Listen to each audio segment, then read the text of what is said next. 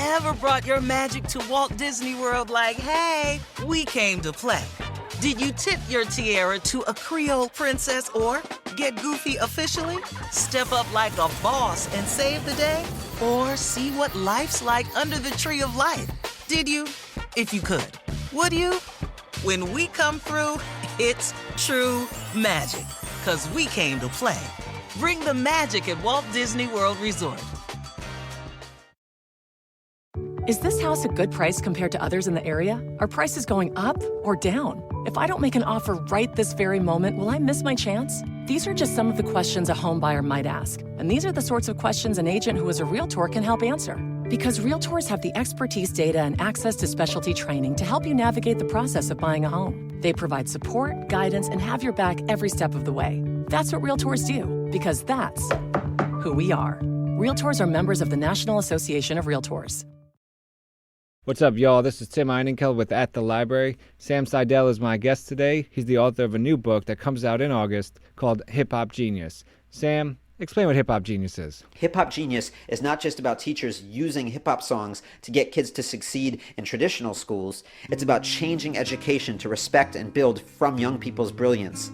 It's about the incredible possibilities that occur when students are engaged, not as consumers, but as creators. We don't need to tweak the content inside existing traditional academic structures. We need to think outside the classroom and build institutions that are fundamentally more responsive to young people's interests and ingenuity. We need to create schools and school systems that not only teach hip-hop, they are hip-hop. In the Hip Hop Genius, you really kind of discuss the school, High School for Recording Arts. So if you can you kind of explain what is High School for Recording Arts? Why'd you decide to focus on the school? And then explain what Hip Hop Genius is and how does the school use this? The High School for Recording Arts is an innovative high school in the Twin Cities in Minnesota. It's been running for over a dozen years. It was started by a professional rapper, David T.C. Ellis, who himself had dropped out of high school and later went on to finish through an alternative program. I focused on it in Hip Hop Genius because I've visited schools in over 25 cities around the country. I've seen a lot of great different models and designs, but I've seen the High School for Recording Arts really reaching kids in a way that few other schools that I've seen have reached kids. Perseverance through hard times, all lives intertwined. I'm talking you and I. My eyes wide in disbelief. What's on my mind? Together we can make it with patience in all stride. From my family to yours, let's join hands. Unfold plans to try and change the forecast. Never hold back. Music is the motivation. Rely on the strength of a nation to make greatness. In terms of what Hip Hop Genius is, Hip Hop Genius as a concept came out of a conversation between a group of educators who were brought together out at the High School for Recording Arts several years ago. My friend and colleague Isaac Ewell, who runs a small schools project for the Black Alliance for Educational Options, invited myself and a number of other educators to go out to the High School for Recording Arts and visit and have some conversations about what we saw there. Isaac was interested because he had a multi-million-dollar grant from the Bill and Melinda Gates Foundation to start a network of small schools around the country, and he saw the power of the model at High School for Recording Arts and was wondering how we might replicate that or use elements of their design. And in that conversation, one of the things we came across was this notion of Hip Hop Genius, and really the concept behind that is that aside from teaching in a recording studio or literally teaching kids to make music or even the business of music, there are some broader hip-hop sensibilities that we felt like the young people who had invented hip-hop in the first place had demonstrated, and that have been demonstrated throughout the evolution of hip-hop culture, and we also saw them very much in action at the High School for Recording Arts. And so when I talk about those sensibilities, I'm talking about, at the most basic core essence, a creative resourcefulness, especially in the face of limited resources. So in the evolution of hip-hop or the birth of hip-hop, you think about young people who were in the South Bronx at a time when resources were very limited. The community had been, carved up by the Cross Bronx Expressway. Job opportunities were limited. Students had learned vocational skills that in many cases were not leading to jobs. They didn't necessarily have access to a lot of fancy musical instruments, but they found found a way to make music and, throw block parties and, the ingenuity of taking turntables, which people up to that point had always assumed were used to just play a song from start to finish, and hook up two of them, using some of those vocational skills, and be able to fade back and forth between dancers' favorite segments of a song to create a new song.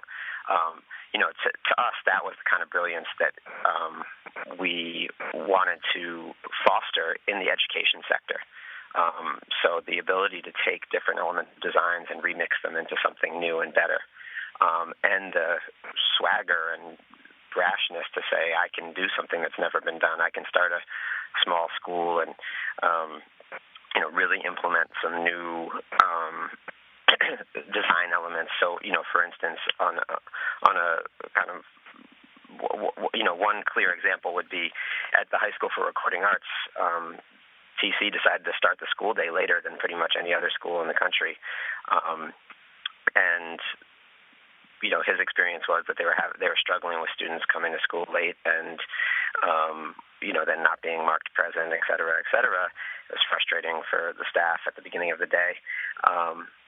And he himself didn't love coming in early in the morning, so he said, well, let's just start the school day later. And they saw attendance and go up and tardiness go down. And, it's that kind of, it sounds maybe simple, but very few schools do it, even though research shows that later start time is more in line with teenagers' circadian rhythms. So it's that kind of ability to think outside the box, not be beholden to rules, and really be resourceful with, the resources that you have access to, that we saw embodied through hip-hop, the evolution of hip-hop and, even current hip-hop culture, and that we really wanted to encourage more of in the education sector.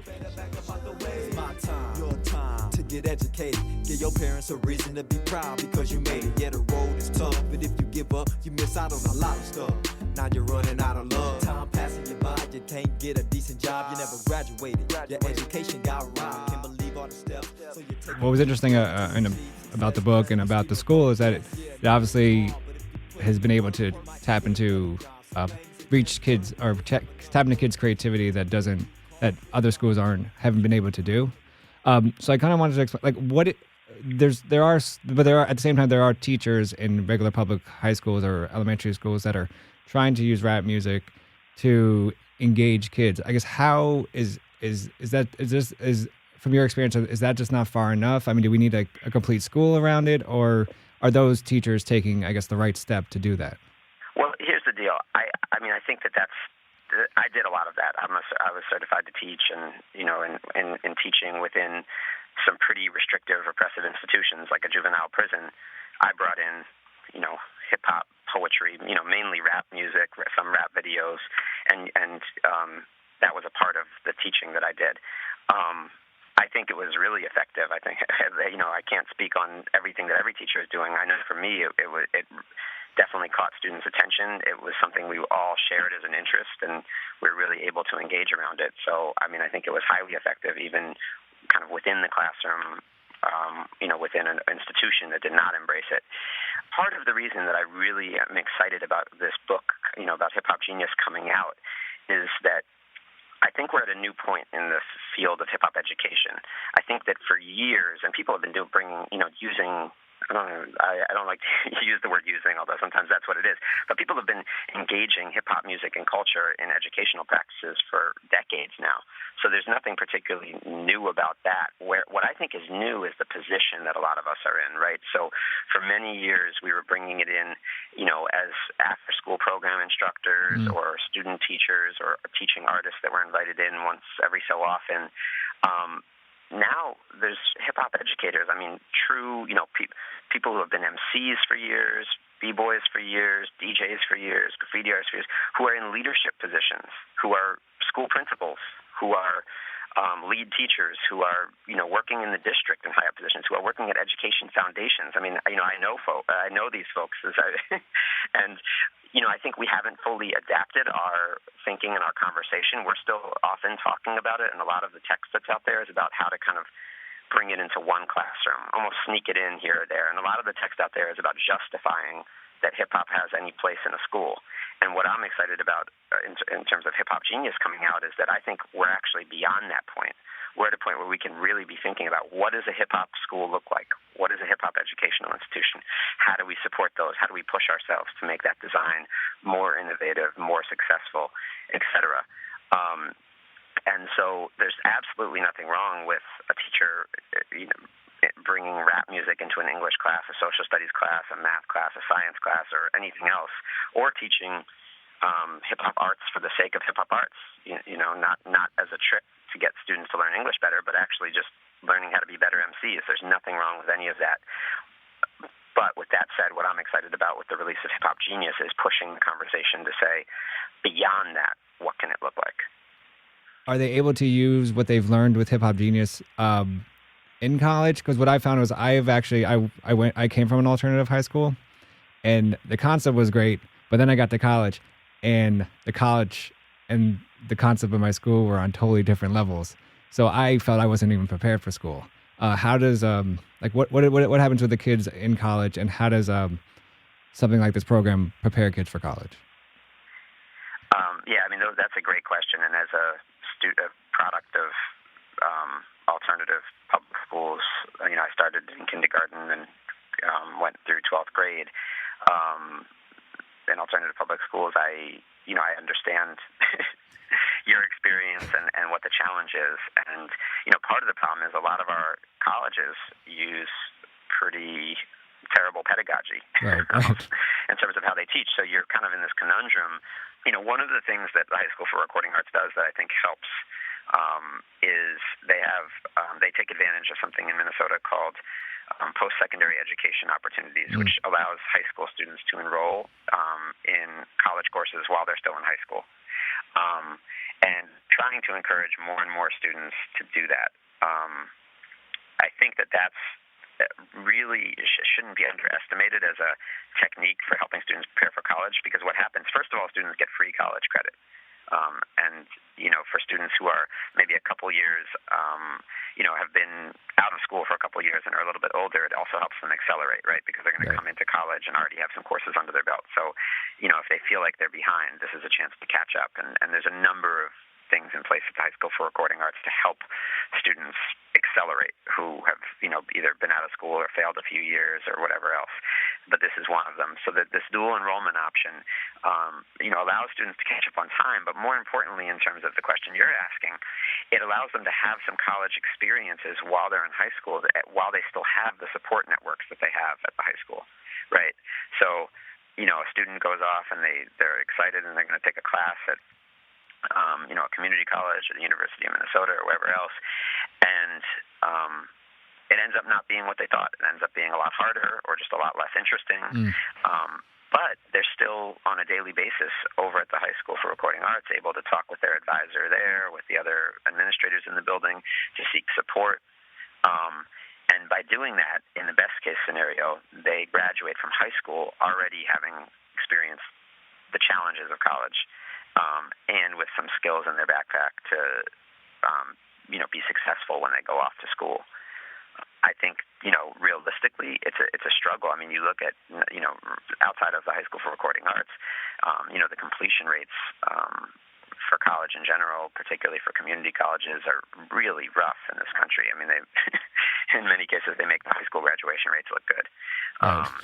So, it's clearly a challenge across the board. I think that, there are some things in place at the High School for Recording Arts, like the PSEO program, that are intended to, try to counteract that and help prepare students. But I think it is a challenge, when a student has been able to get credit for doing really, these authentic real-world projects, whether it's developing an album or something completely unrelated to music that they've been able to do at the high school because of the individualized project-based curriculum, and then they go to a college that's very much in a lecture format. That's hard. Right. So I think, that it is a challenge, and I think that, that the school is taking action to try to counteract it. But, I think that students for whom the high school, in some ways, ironically, students who have been most successful at the high school may find the shift to college the most jarring.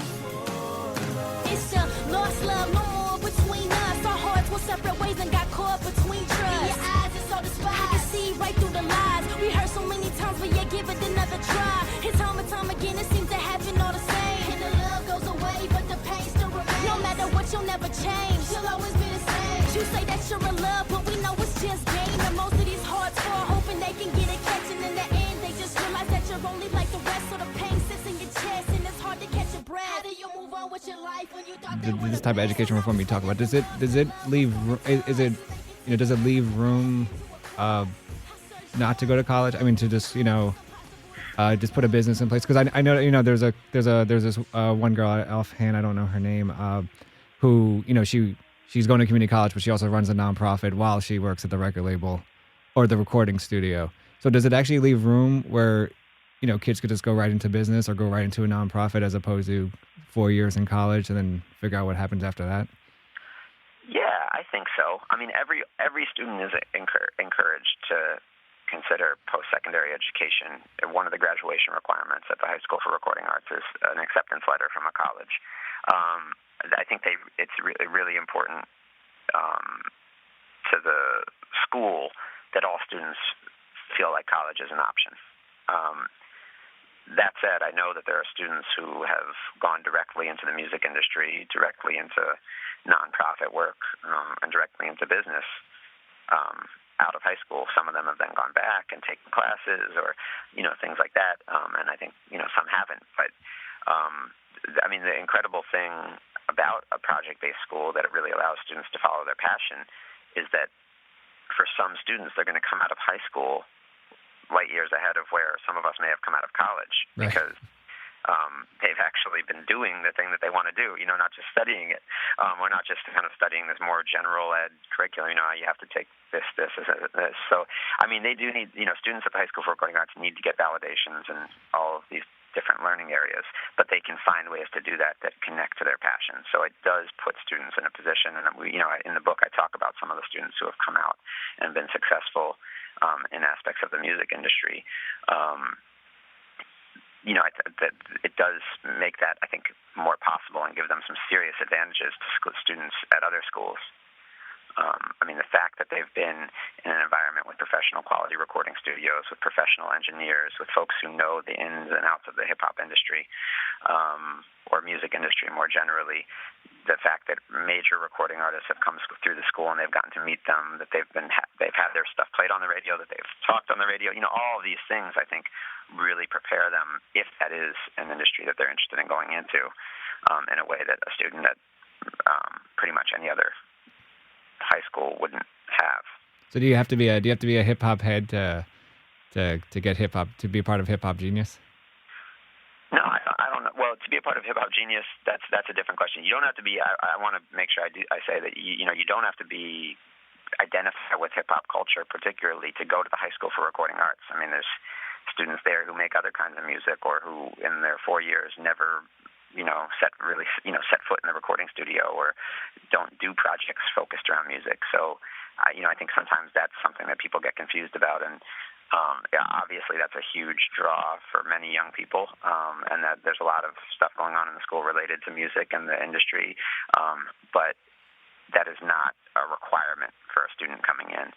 In terms of Hip Hop Genius, I mean, we can look at it more or less kind of metaphorically, and for the most part, and this is much of the book, as talks about this, so it can be difficult to sum up. But for the most part, I think it's an ethos, it's a set of sensibilities, and I don't think somebody has to be, an MC, a b-boy, a DJ, or a graph writer to understand it. I think it's a more metaphorical set of sensibilities, and we enjoy kind of documenting where we see hip-hop genius occurring in the world, even when it's far from the kind of traditional hip-hop culture.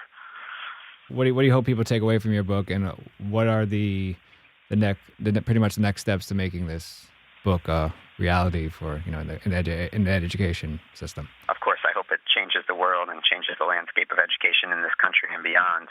And I'd really love to see it reach other countries as well. But in the short term, I really hope that, I know there's a lot of folks out there who are hip-hop heads and educators. I really hope that those folks get their hands on it and read it and respond to it, both, just casually, verbally with me and the kind of conversations and ciphers that we're already having, but also in a more public setting. I think that that's something that in the hip-hop education space we need to do more of, is having public critical dialogue about each other's work. I think in some sense we've been hesitant to do that because we've been so under attack from sort of outside forces that are challenging the idea that hip-hop culture even has a place in the education sector. I think we've been hesitant sometimes to have critical dialogues amongst ourselves, but I'm very hopeful that that we're getting to a point where we can do that, and that this book can be a part of sparking some of those conversations. Beyond the folks who are already hip-hop heads and educators, my hope is that this book will reach a wider readership. First of all, I would love to see it reach a lot of hip-hop heads who are at an older and more mature point and still love and are a part of hip-hop culture to the core, but aren't necessarily partying the way that they used to, or going to the club, or doing some of the things that a lot of the music reflects, and are looking for what it means in this phase of their life to be hip-hop. And I think that part of that can be, being a part of really changing the educational experiences of the young people in this country. So I'd be really excited to see hip-hop heads picking up this book and reading it and thinking about how they could be a part of, whether it's starting a new school, getting involved in changing an existing school, starting a youth program. I mean, a lot of these principles, even though I'm talking mostly about a school, can apply to all types of work with young people. So I would love to see it be a resource to hip-hop heads who who don't have a degree in education, who don't work in schools full-time, but are looking for how to kind of manifest their passion around hip-hop culture. And then simultaneously, I would love to see it push folks who are more solidly in the education side of things and are not as familiar with hip-hop culture to read the book, and whether they get excited about and turned on to hip-hop music and culture or not, really try to implement some of the practices. I'd like for it to demystify what's going on at the High School for Recording Arts, so that more folks can start to learn both directly from them as an example, but also just start to research the kinds of practices that are in place at the school. So whether that's educators in other schools, school committee members, politicians, foundation program officers, I think there's a lot of people who have been excited by what the High School for Recording Arts is able to accomplish, but don't fully understand how that's happening or why things are done the way they're done. And I think that this book can at least be, a solid introduction to folks who want to understand more about it, or who haven't heard about it yet but are open to learning about it. So my hope is that it can, validate the work that's going on there, spark some more conversations, help them to improve their work, and help other people to do similar work even better, and really push some of these ideas out, both nationally and beyond. Sam, thanks so much for joining us today on And You Don't Stop with Chuck D. Yeah, thanks for doing what you do. Don't stop. I'm gonna rap. This is my first time ever rapping, so give me a break a little bit. Right after. You better not be hating on me, 'cause I'm a straight up G Shorty, MCLOVE, Shelby Love, you know my name. I ain't play no games, no, I ain't play no games, boy. My name is Shelby Love, I'm 15 years old, and I go to High School for the Recording Arts. But they just get so crazy, living life gets hard to do, and I would gladly hit the road, get up and go if I knew that someday it will lead me back to you. That someday it will lead me back to you. It's one thing falling in love with a house, picturing yourself moving in and calling it home, and quite another navigating the world of price negotiating, mortgage lenders, and finding the budget that works best for you. An agent who's a Realtor can make understanding that world easier. Realtors have the expertise, access to proprietary data, and tools to help you get from imagining living somewhere to actually doing it. That's the kind of help we can provide. Because that's who we are. Realtors are members of the National Association of Realtors. I'm Chris Hahn, the Aggressive Progressive. Check out a new episode of the Aggressive Progressive podcast every Tuesday. The election is heating up. just as the year is winding down. Stick with me. I'll tell you the truth as I see it. Download The Aggressive Progressive on Pandora or wherever you get your podcasts.